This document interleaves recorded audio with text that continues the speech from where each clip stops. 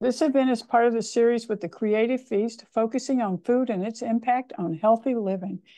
AARP has been promoting the health and well-being of older Americans for over 60 years. Here in New Hampshire, we strive to bring you informative, innovative, and fun virtual events like today's online cook-along demonstration as a means of connection and inclusion.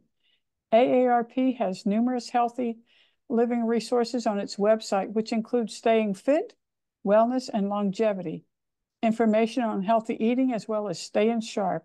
There's something for everyone. So we'll put a link in the chat for you. Chef Liz built her cooking career in various Boston catering and restaurant venues. After starting her family, she re-entered the food world as a cooking instructor and developed Liz Barber's Creative Feast. Chef Liz has appeared on New Hampshire's WMUR, Cook's Corner. Her cooking demonstrations and recipes in herb gardens have been featured in various publications, including Where Women Cook, New Hampshire Magazine, the Nashua Telegraph, and the Hippo Press. All her programs focus on the premise that we are healthier when we cook at home. We hope you enjoyed today's program. And here's Liz. Great. Thank you so much, Frances. And welcome everybody to my studio kitchen here in Hollis, New Hampshire. And today's class, 20-minute meals, is going to be very, of course, we're going to go the full hour, but our recipes take about 20 minutes. Now, I did take a little bit of liberty with one of our recipes, the Dutch baby. It requires baking and getting your oven hot with your pan. So just to get us ahead, I'm going to put my pan in the oven. Then I'm going to take you to the website to show you the recipes. So if you are cooking along with me, let's just do this one thing first. Get your oven up to 425 degrees. Pop, and you can heat your pan in the oven while it's heating up. I am using a cast iron pan, measures 10 inches across. This is going into the oven right now while my oven is preheating. So that will go in there. Oops, looks like my husband popped another pan in there. So I'm going to take that out, pop this in, and then we're going to go right back to the website. And you'll know in just a minute why it's really important to get that pan hot. Now, it could be a cast iron pan, a stainless steel pan, as long as it can take temperatures of up to 425 degrees. Okay, let's go back to our regular introduction where I take you to my website. And there you are going to find our recipes. I'm going to show you where to find them. So this is my website, thecreativefeast.com. And you can see across the top everywhere that you can go. If you want to share my programs with other organizations, I'm now doing just in-person lecture programs at this point, but you can share information with your local libraries, et cetera, if you are in the Massachusetts, New Hampshire area. If you want to go to my recipe blog, you'll find it under Food and Fun. And then there, I've created a special page for AARP. And here are your recipes, AARP 2024 Cook-Along classes. So if you go there, you're going to see all the classes we've already done for 2024. And then you're just going to scroll down to our class for this afternoon, which is the 20-minute recipes for summer nights. So here is our garlic steamed clams and our Dutch baby with summer fruit. So those are there for you. You can also look back at what we did last year in 2023 by clicking on this link, and that will give you all of the recipes there as well. So that's available to you. For my all of my recipes, just click on the recipe blog, and there you're going to see all of the recipes that I've been doing over the years. Of course, there are many categories for you, so you can check that out. There's so many there for you to enjoy. If you continue on down, you'll see intermittent fasting is something I'm very passionate about. I've been doing it for about 8 years and been very happy. Both my husband and I do it. So you can look at that. You can look at my low carb information if you want to begin to do a low carb lifestyle. I highly recommend that as a tool in your toolbox. And then, of course, you can check out my chickens. We have a wonderful chicken run here that goes all around our property. So you can check that out and see how we made it. All of the information is there. And a lot of you may already know me for my edible gardens.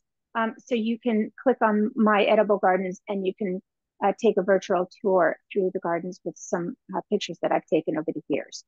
So all of that information is there for you. And right now it's time to get started. The first thing I'm going to do is I'm going to work on we're going to start on the Dutch baby. So I'm going to take all of the ingredients for our steamed clams away so that we can focus on our Dutch baby and getting that in the oven. I have some edible flowers that we'll be garnishing our plate with later, and some fresh fruit from my local farm that we're going to feature on the Dutch baby. You can choose whatever fruit that you want. And then we have our ingredients. Now I'm just going to bring up on my computer, I'm going to take a look at my ingredients just so I don't leave anything out. And I always have assistants in the audience that help me if I do forget something. So this is a super easy recipe to put together. Now, again, we're preheating our oven to 425 degrees. And then we've got our pan preheating in that. So what is a Dutch baby? A Dutch baby is kind of like, it's like a pancake, but it's very thin and it cooks completely in the oven, and it actually cooks and rises in the oven similar to a souffle. So you're going to get a lot of puff out of this. And Dutch babies can be made sweet or savory. They're very easy to alter the ingredients. So in this case, we're doing a Dutch baby batter that doesn't have any sugar in it, but you are welcome to add like a teaspoon or two of sugar if you'd like to. But if you're going to go on the savory side, when I make the basic batter, I could also add chopped herbs to it. I could add a little bit of Parmesan cheese to it. So you can really adapt it that way. But it's also really kind of like a base for whatever it is that you're going to serve with it. So if I wanted, again, to do a savory Dutch baby, I could leave my batter as it is. There is no added sugar to it. And once it comes out of the oven, then I could add cooked seafood and a cream sauce, or I could add, roasted tomatoes. We've got summer tomatoes ready to be harvested pretty soon. So those could go there, or sauteed summer vegetables, and they could go right on top of the Dutch baby, and you can serve it as that savory, almost like a main course or an appetizer. We're focusing on the dessert aspect. But again, I'm just going to show you a basic recipe for it. We're going to be adding cinnamon and vanilla to it. So again, if you're doing savory, you might want to leave those two ingredients out. We get our pan hot so that the puffing and the cooking happens that much faster. We're going to be putting butter in the pan right before we put our batter in. So you want to have your butter ready. So we're going to start with getting our batter ready. Super easy. You're going to have a bowl and you're going to have a whisk. And we're going to add our ingredients. We've got our flour. We've got about, what do I have here? A half a cup of flour. And then I have a little bit of salt. We're going to add that in and stir them together so that you don't have one spot that is over salty. Then we're going to add in our cinnamon. Okay, and you just want to mix that up evenly. And then we have our eggs at room temperature, and that's really important because that is going to affect how this rises. It's going to give that puffiness. If you're using eggs that are cold, they are going to alter the cooking in this, and you may not get that nice puffy finish that you're looking for. These are my farm fresh eggs. So I'm just going to pop those right in. Francis, do we have any questions before I continue on? Not at this time. Perfect. This is such an easy recipe. And again, it's so versatile so far as sweet or savory. And then, of course, your fruit toppings, if you're going sweet, can be anything that is in season. Now I'm going to go ahead and add my vanilla here. And we're just going to mix this together. Get those eggs broken up. And then we have our room temperature milk. Again, using room temperature is going to be really important for the cooking process of this so that it all comes together. So we're going to take that milk and we're going to add that in. Make sure, I'm just going to get a little spatula. Make sure you get all of that milk out of there. You do want to use a whole milk. The fat is going to make a difference in your recipe. So you want to use whole milk here. And then just mix this up. Just trying to get, if there are any lumps, try to get those out. Very simple.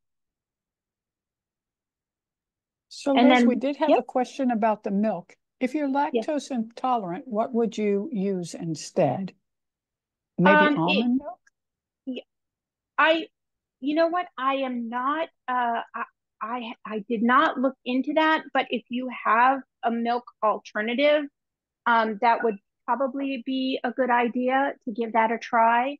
A really good alternative would be coconut milk out of the can. Now, coconut milk, full fat coconut milk is going to have the fat that you need to bring this together. So you might want to try that and see how that works for you. People who want to do a keto diet or something and they're not doing dairy, coconut milk is often a nice substitute, and you can give that a try. And we also had the question of how long does it take the eggs to get to room temperature? Oh, that's a really good question. So that I don't know the exact answer because of course it matters, you know, how big the eggs are, etc. But and what the temperature of your room is. But if you've forgotten to do that, take them out. What I do is I immediately crack the eggs and put them into a shallow bowl. And that way there's more of the egg exposed to the air, so they will come to room temperature faster. So if that is an issue for you, go ahead and put them into a bowl, and you're just going to touch it, and it's going to be to the touch. But you don't want to put them in the microwave because then you could cook them. You don't want to heat your milk and pour it on because that could cook them. Milk is a little bit easier because you can put it into the microwave for 30 seconds and warm it up very slowly. I would worry about doing that with your eggs though. Okay. And one other question was, instead of using the whisk, can you use a blender? You can, yeah, whatever works for you. I use the whisk because then I don't have to pull out the blender. It doesn't matter. You're not trying to whip this up in any fashion. You're just trying to blend it. It's a very loose batter, almost like a crepe batter. Okay. So that's how loose it is. All right. Now what I'm going to do is my oven is almost preheated. And once it's preheated, I'm going to then take out my pan and going to drop in my butter. But for the moment, I'm just going to set my batter aside with my butter. Again, just so I can allow my oven to come to up to temperature, 425 degrees. And we're going to start to get our fruit ready for the top of the Dutch baby. So what I have here is I actually have raspberry plants in my garden, so raspberry canes. So I went out and I picked some fresh raspberries this morning. My local farm stand here in Hollis, New Hampshire, Low Farm, they have their peaches. I would caution you, now these are stone, these are not freestone peaches. So when you cut them, the pit doesn't come right off. So I just cut through and then I'm going to cut them. Now you may want to, if you like to peel yours, you can do that. I like to eat the whole peach. But I do suggest that when you go to buy your peaches, give yourself a couple of days. These have been sitting for a few days because we're really early in the season. So most of the peaches that are there at the farm stand are not quite ripe, which is just fine. Sitting out on the counter at room temperature for 2 days ripens them up beautifully. So these are really delicious. And they're just the first peach I've had all season because I don't like to buy my fruit out of season if I can avoid it. Certainly in New England, that's a problem, but we do have a lot of apples and we have local apple growers here that can store their apples in such a way that when they open the storage, it's almost as if they are freshly picked. All right. So there is one of our peaches. And now we're going to go ahead. So I'm going to add one more peach, but because my oven is up to temperature, I'm going to come over to the stove and we're going to drop our butter in our pan. So let's take a look at what that's going to look like. Remember, my pan has been in the oven and I'm going to go ahead and drop this right in, and you can see it's melting right away. I'm going to pop it back into the oven, give it a minute or so that completely melts, and then we're going to go ahead and add our Dutch baby batter to that. Now here's another way you could trim this, is trim it around like this, and then come down, and then I've got it into these wonderful little pieces. Now the freestone peaches are the ones that I love because I can just pull them apart and they'll come right off the pit. But there is nothing better than fresh fruit. Right now in New England, we're picking blueberries. That just started about a week or two ago. And so I try to get there early in the morning and pick blueberries, and I will freeze them for the year to come. I'm also still picking rhubarb, and I will pick that all throughout the summer. And so that is a fantastic, easy, perennial fruit to do here in New England. Actually, I don't even think it's categorized as a fruit, but we certainly do serve it as a fruit. So I've got my fruit here. If you want to sugar your fruit, you can do that. I'm going to be using maple syrup that we got from our own trees back in March. I do have some sour cream because I prefer sour cream. This is a Greek style sour cream, so nice and thick, but you could use plain yogurt if you like. You can use cottage cheese if you'd like, anything like that. Even whipped cream if that's what you prefer, or ice cream if you would like. All right, let's pull out our pan. So I've got a nice bubbly butter going there. Gonna go ahead and we're gonna do this really quickly, drop it all into our pan, get all of that batter out, and then immediately pop this right into the oven, okay? And that's it. That's how simple this is.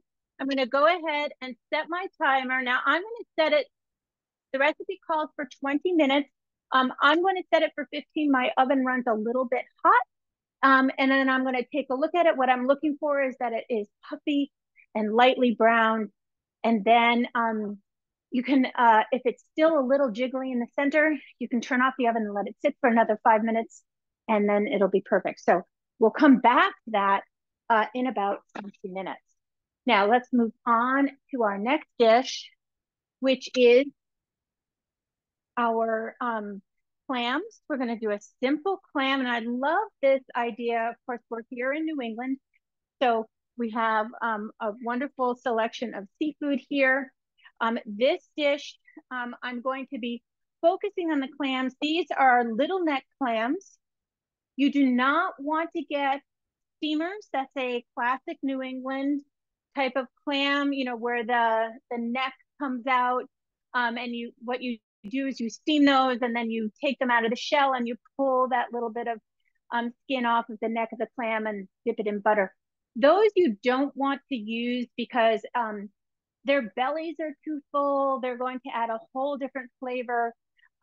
You want to be using the little neck clams, or you can use what are called mahogany clams. So they're going to be a nice dark brown if you prefer to use those, depending on what's available. The problem with shopping on Monday, which is when I picked these up yesterday, is that they don't always have their seafood replenished at the time that I go in. So what I did was, as a backup, I went ahead and I got myself some mussels.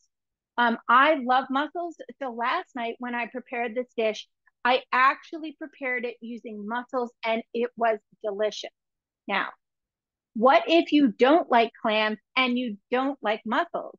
You could certainly use shrimp, do raw shrimp already peeled and deveined, and you can prepare this very similarly. It will just take another minute or so to cook it with shrimp, and then you can finish it up the same way. You could use scallops if you want. You could use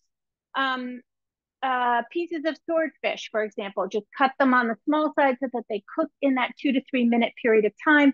And then you could use swordfish, and then you'd be serving that in a garlic butter sauce. So it's very versatile and really simple to do. But one of the first steps is I do want to cook some bread, and I'm going to show you how to do that because you're going to enjoy serving that. So I'm just heating up my cast iron pan here over a medium-high heat. And at the same time, I am going to serve this with a side of buttered pasta. So you're going to look at this pan here and you see that that is a stainless steel straight-sided saute pan. And I'm going to cook my pasta in that. And you're going to think, why is she not using a big kettle of water and cooking it in that? And the reason is that when you're preparing a dish that can then be, it will be served over pasta. Have you ever read a recipe where it says, and set aside some of the pasta water to add to your sauce? Well, we are creating pasta water that has a lot of starch in it. And that's one of the advantages of using the pasta water in your dish, because the starch will help to thicken the dish. So I'm sharing with you a little tip that you could use in the future. You could use it this time. But when you cook your pasta, you don't have to cook it in a large container of water, as long as you are checking it and frequently stirring it so it doesn't stick together. I specifically have moved myself to cooking in a lot less water. I will flavor the water with salt. Okay, so you're going to use a good, tablespoon of salt. This has got about an inch of water in there for that size of the pan. I'm going to put a lid on top, and that will help bring it to the boil. I am only going to use a half a pound here, but my dish is going to serve 2 of us because I don't like to have a pasta heavy diet. So I go very light and let the flavor of the sauce that I'm preparing be the real shining star of that particular meal rather than the pasta. Pasta is extremely high in carbohydrates. This is my pasta of choice. It's the Di Cecco. So I really prefer this one. And if you look on the back of your pasta, which you all should be doing if you are pasta eaters, is you want to look at how many carbohydrates in the serving. So let me tell you that this package, 1 pound of pasta, they consider this to be 8 servings. So for every serving, there's 40 grams of carbohydrates. Now, if you are somebody that is looking to cut down on carbohydrates in your diet, which we all should, and including, the highly processed carbohydrates, which include anything that has flour in it, you're going to want to look at the nutritional facts on the back of the package and consider that. So I've shifted my pasta loving to sauce loving with a little bit of pasta, and then I only have pasta occasionally. That's how I choose to enjoy. Now, of course, I'm going to go ahead and contradict myself because I am going to do bread. Now, I prefer bread over pasta. So here, what I want to do is I've got my pan heating up. I'm going to show you, I'm going to fry my bread. I'm just going to put some olive oil on the bread. Okay. And then we're going to put it in the pan and just let it toast up. Now, you could actually toast this in the toaster if you wanted to. You could toast it in the broiler if you wanted. I wouldn't put oil on it if you're going to toast it in the toaster, though, because that could cause some issues for your toaster down the line. But I've just placed some olive oil on there, and that is heating up. I'm going to keep my eye on it. And you can even add just a little bit of salt to that if you like. Okay. And all I'm looking to do is to brown that, and that's for serving. It's entirely up to you. Francis, do we have any questions before we go on? The only question I had was the eggs that you put into the baby, and they were wondering, should you beat the eggs before putting them in the batter, and if not, why? Well, it's I'm just checking on my bread. I don't do it in this case because it's not going to affect the batter. I'm not looking to create any loss with that. And I didn't overbeat. So it's just very quickly, it mixes in nicely. And then as long as you don't have any big lumps in it, it should be just fine. It's a nice time saver, isn't it? And it also saves a bowl. So read through your recipe to understand, well, why would I beat that? If part of the recipe was to create a loft by having really well beaten eggs, that would be an issue. But in this case, the loft of this is coming from being in the oven and the number of eggs in the recipe. Okay. All right. Now we've got some color coming here. And all I'm doing is just toasting my bread. Now I've got my pasta water has come to a boil. So I'm going to go ahead and drop my pasta in now while that's come to the boil, because the pasta, I've got a thin spaghetti. You could do, if you're going to do a angel hair, it will take less time the thinner your pasta is. I'm going to drop that right in and then just give it a little stir. And I'm going to check on this. Every once in a while, you're going to see me come over just to make sure that I've stirred it up a little bit, but I do want to cover that. Okay. And there we have our bread, just waiting for that to get a little bit browned, a little bit more crispy. All right, let's go ahead and look at our clams. It is important before you use your shellfish that you take it, put it into a bowl of cool water. I have a nail brush here that I like to use. All I'm doing is getting off any dirt that may have come with these, extra, gritty salt or anything like that, and just getting these off, because if you don't do that, if you don't clean that off, it's going to get into your dish. So even if you were cooking a different dish and using steamers or oysters or whatever, you make sure that you have cleaned it off. And then I'm just going to rinse those. And there is a little bit of sand there. So I did a good thing to rinse those off one more time. Lost one in the dish. And there we go. Okay. So there are our clams. They're going to be ready to go. I'm actually going to put them over by the stove because we're going to add them at that time when it comes time to putting those in. And I'm almost done with my bread. Now what I'm going to do is we're going to prepare, get everything ready for the aromatics in this dish. So we do have, the recipe calls for shallots, but again, my grocery store, oddly enough, did not have the shallots. So I'm going to use red onion, which is very mild. You could use a regular white onion, just, use just a quarter of the onion. You don't have to use a lot. It's just going to add a little bit of extra flavor. And let's take a look here. Look at that. That's perfect. This is working beautifully. And I'm going to go ahead and take my bread off because I don't want to take the chance of overcooking it. And I'm going to let it sit on the stove and be nice and crisp. And I'm just going to move my pan off the heat right now, just so it doesn't overheat for when it's time to put our ingredients in. So we have our shallot, and you can do this a couple of ways. You can chop this really fine if you like, or you can slice this nice and thin. So I'm going to slice it nice and thin. Just make sure that each of your pieces are the same thickness, and your knife is nice and sharp. So I cut down to the root without going through, and then I'll just go back and cut that root right off. And then I have my onion all sliced, so that's perfect. And then we're going to get our garlic all set. So just smack that garlic.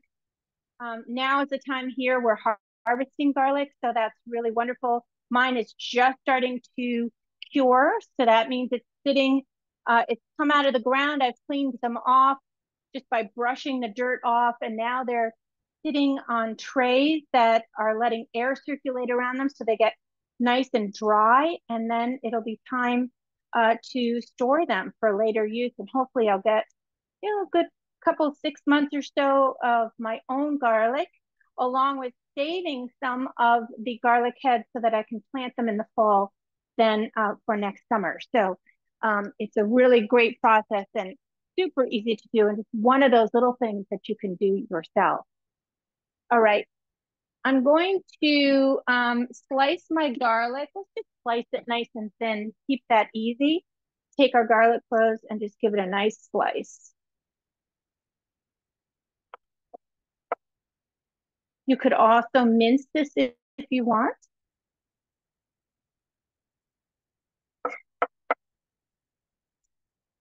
There we go.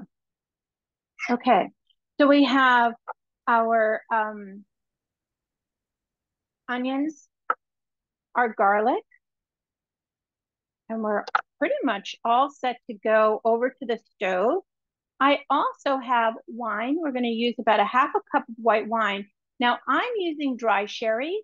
I didn't want to open up a bottle of wine, but dry sherry is a wonderful alternative and gives it just such a rich flavor. So if you are somebody that I always keep dry sherry to cook with. And it doesn't have to be, you can keep it in your pantry for a few months and that would be fine as long as it's in a cool, dark place. Another alcohol that you can use if you don't have white wine is dry vermouth, is another fortified wine that you can use for cooking.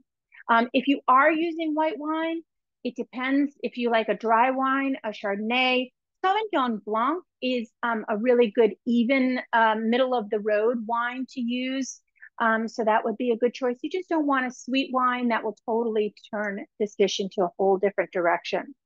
All right, let's go on over. I've got my butter.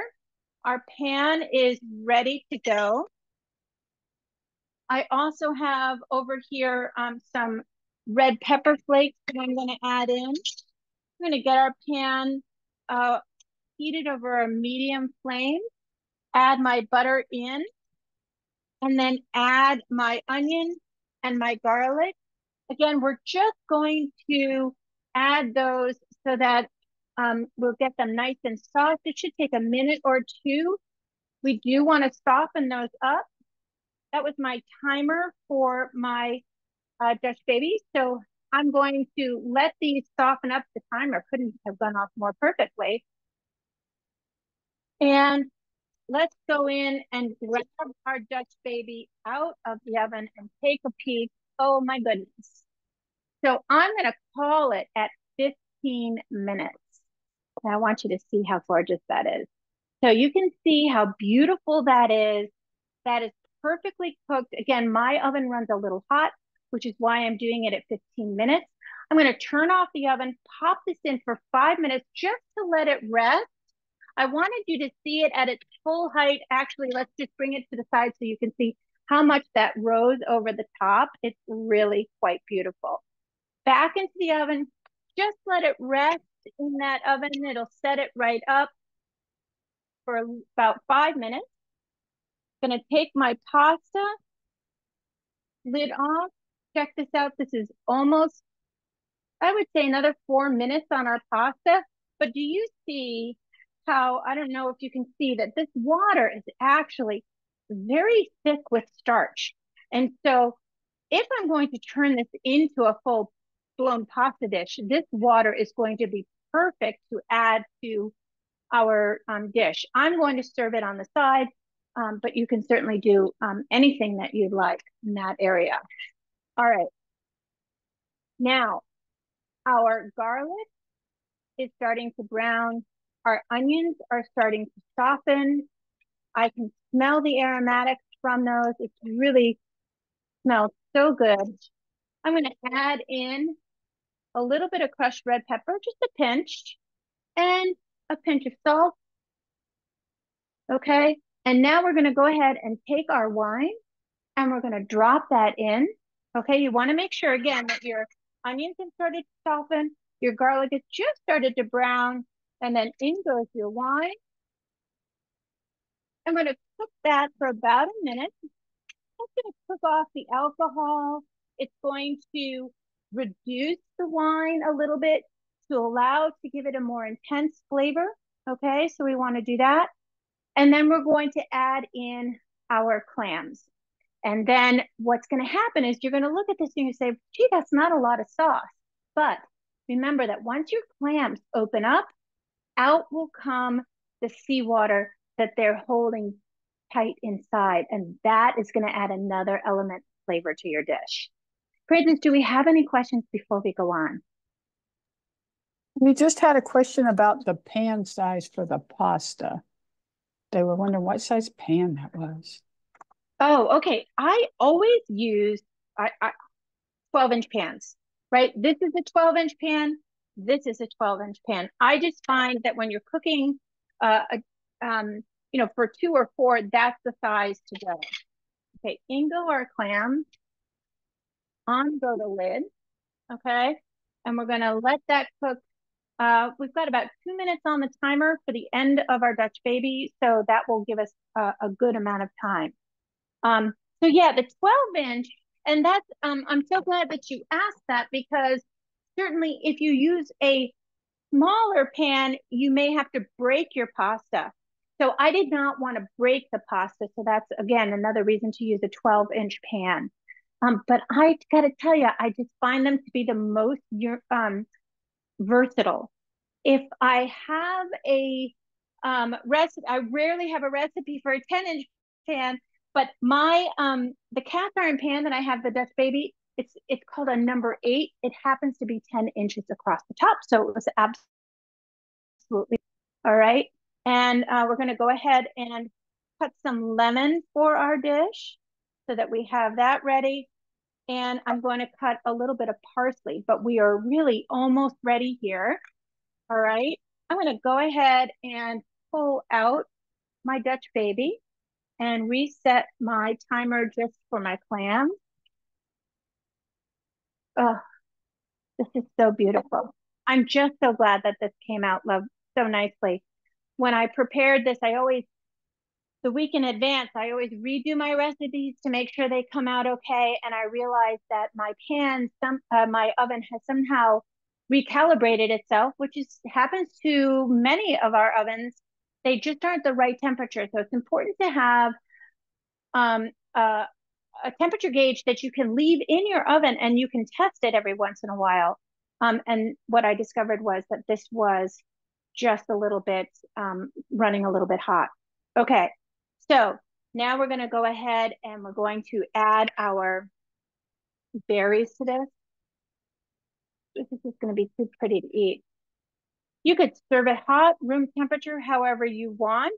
I'm going to prepare it for you nice and hot. This would be a lovely dish to serve also at room temperature, but I think hot, it just gives it that really, I don't know, it just makes it exciting to have it come right out of the oven and finished up. All right, I'm gonna turn off my pasta. I've actually absorbed all of the water in there, so that's okay. I would add a little bit more back into that if you were going to serve that as a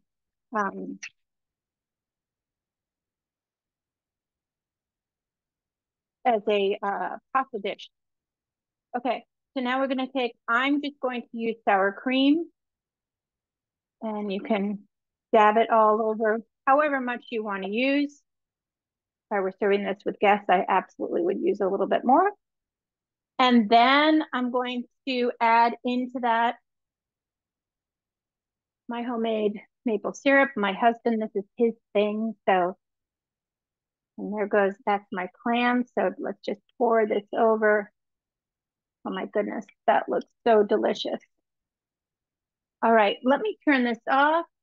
We're back at the stove. And let's see, when you lift, make sure you lift away from your face. And look at that, all of my clams, with the exception of one, that's almost, there we go, it's almost open. I'm gonna let this go just another minute, just to get that one finally open. If you have a clam that absolutely will not open, toss it, okay? Sometimes they're just, you know, a little bit beyond. And if it hasn't opened, then it hasn't released anything into the pan. But there is our gorgeous Dutch baby. Let's chop up some fresh parsley to add to our other dish. Now, in my pasta, I'm going to, because it is a buttered pasta, so I've got some butter in the refrigerator that I'm going to grab, and I'm going to add this to the pasta itself, so we can serve that with. And then I personally love crushed cracked black pepper, so I'm going to add that to this. That up. And there we go. And then we're going to get ready to serve both of these together. Francis, do we have any other questions on this dish? No, we do not. All right. Well, I'll tell you, we have really done a great job. I've recovered on the 20-minute promise, right? Because we're just over getting on to 45 minutes, and we have two dishes. Although you do need to account for the idea that you're going to be preheating your oven for your Dutch baby. All right, now I've given this plenty of time, and there is my clams. This is just gorgeous. Now, if you wanted to serve this with a little bit of chopped bacon, you want to cook the bacon first, take it out of the pan, and let the bacon fat be the fat in this. If you're doing andouille sausage, cut that up, saute that first with a little bit of olive oil, and then add in your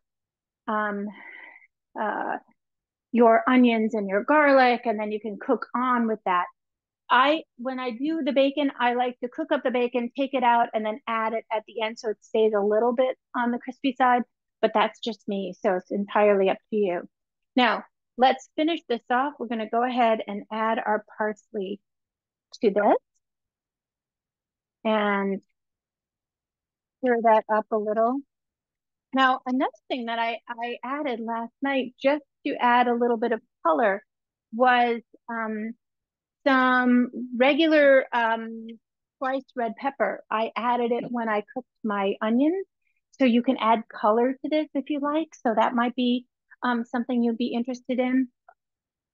Now, let's go ahead and serve this. I'm going to serve it with my buttered pasta. So let's take a little bit of that out. Okay, so that has plenty of butter in it. Just really beautifully done. Just a little bit. And then this is how we would plate this in the restaurant so that you can see how to do that. Always put your clams first and put them so they are sitting with the clam facing to the outside of the bowl, and that way, wherever you set it down, whoever you're giving it to gets to see your clams.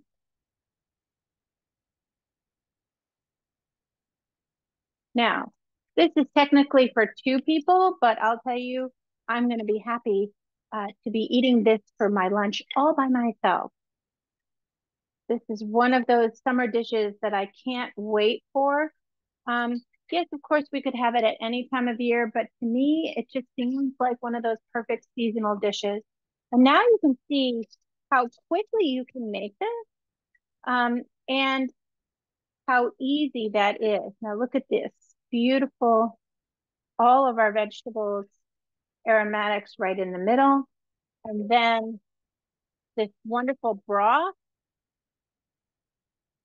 goes around the edge.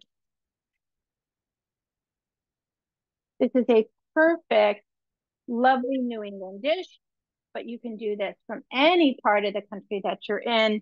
And certainly in different parts of the country, you're going to have different kinds of clams that are available to you. Here we have our bread. We're going to take this, chop that on an angle, just like they would in the restaurant. Super easy. Put that right there on the side with your toast points up. There we go. This is the perfect dish. Now, just to finish that off, I'm going to add a little bit of lemon, like that. And I'm even going to add a little lemon to this because I love lemon. I think it really brings out a lot in fruit as well. All right, Francis, we actually finished a little bit early this afternoon, but that's what happens when you're cooking a quick 20-minute meals. Now, we do have some time if there are any questions that anybody has about cooking that don't necessarily have to do with our class today. I'd be happy to take the time to answer them. Well, we did have a question about the parsley. Do you keep it in the fridge or do you keep it on your counter? Good question. I'm actually going to turn off my cameras here. You can undo my stove camera if you want to take that off. That'll give more room for the other. Yeah, good question. I only did it to have for you. I always keep my herbs in the refrigerator. It will keep them fresher longer. Basically, what you want to do, let me see if I can tip this camera up a little bit for you. There we go. What I like to do is have my herbs in a Ziploc bag and press all of the air out of the bag and then put them in the refrigerator. Another thing that I caution people against is rushing. Oops, I don't know what happened here. Let me, seems to have gone off of my device. Let's see. Oh, I know. I think I moved my computer just a little bit. Let's see if that will search for a device. We'll get that back on so you can see. When people come home with their herbs and they wash them and put them in the refrigerator, if they are wet, they will deteriorate that much quicker. So I do recommend that people go ahead and don't necessarily wash them as you go. Okay. Let me just see what happened here. I'm gonna reconnect and see what's going on. There we go. Sometimes you just have to start over again. Any other questions, Francis? We did have the question of, you talked about edible flowers. Are you going to add them to the recipe? Yes, thank you. Okay, so I am a big fan of calendula. So this is it's a different kind of marigold, but one thing that you can do with your flowers is just pull the petals off. Now, calendula doesn't have a lot of flavor to it, so that's a really nice one to add.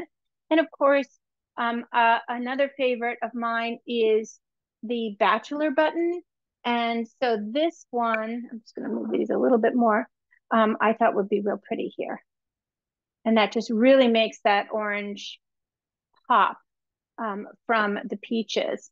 Of course, all roses are edible, so you could add rose petals to that if you want. Um, and then another thing too is, depending on your herb flowers, what's available right now, anise hyssop is in flower. That has some a minty flavor, but it also has a little bit of a licoricey flavor, which you might like. That also, I'm going to put that on here because I find that a licoricey flavor will remind me of fennel, which reminds me again of an alternative for this. You could use onions and fennel in this, and it would be so wonderful. Slice your fennel nice and thin, cook it at the same time that you're cooking your onions and your garlic, and then finish it with the wine. And that would be a fabulous dish. Any other questions? We have a couple more. Okay. So what's an alternative to wine? I know in your recipe you said water. Was there anything else? You could also use if you happen to have a fish broth, a good canned fish broth. If you're making, here's one thing that I do. If I'm going to be cooking shrimp, for example, I will take the shells off the shrimp and put them in my freezer, and then I can make a really quick shrimp stock by simply taking the shrimp and covering it in water, simmering it with a little bit of salt and pepper, maybe some garlic, and then I'll have a shrimp broth that you could use. If you are okay with using a chicken stock, you could use that as well. I suggested water just because then you could season it with more salt and pepper, which is really what a lot of these broths do. They have a lot of salt. You may add some aromatics to that. You could add some thyme to that. So it's really, something you could try. You could steam it in milk if you wanted to, and then you would have almost like a chowdery finish. So that might be something you'd like to try. So there's really endless possibilities. A lot of Or that alternatives. coconut milk. Yeah, Yeah. that coconut milk might be nice. And then you could even add a little bit of curry, and then you could take it in a coconut curry direction. And we had gas stove or electric stove? My stove is a dual oven, dual range. So the ovens are electric and the stove top is gas. Oh, nice. Yeah. I don't know that we have any other All questions. right. Well, great. Well, They're you've all been, saying great job. They love thank the you. recipes. And if they didn't cook along with you, they can't wait to try them. It's So super easy. let me do my ending and say thank Okay. you, Liz, for this wonderful cook along demonstration. We can't wait to try these recipes. Today's cook along demonstration is one of many upcoming virtual event offerings provided by AARP New Hampshire. Please visit aarp.org/New Hampshire to learn of our other virtual events, which include gentle yoga and educational webinars. If you're interested in volunteering for the AARP New Hampshire community, contact us at nhaarp@aarp.org. And our next cook-along demonstration will be with Liz on Tuesday, August the 20th at 2 o'clock. She will show how to build a better sandwich. And of course, you can register for this class at www.aarp.org/NH. So thanks for joining us. Have a rest of your day. Hope it's wonderful. And thanks for cooking these delicious meals for us, Liz. Thank you. Thank you, everybody. Have a wonderful day. We'll see you next month. Yeah.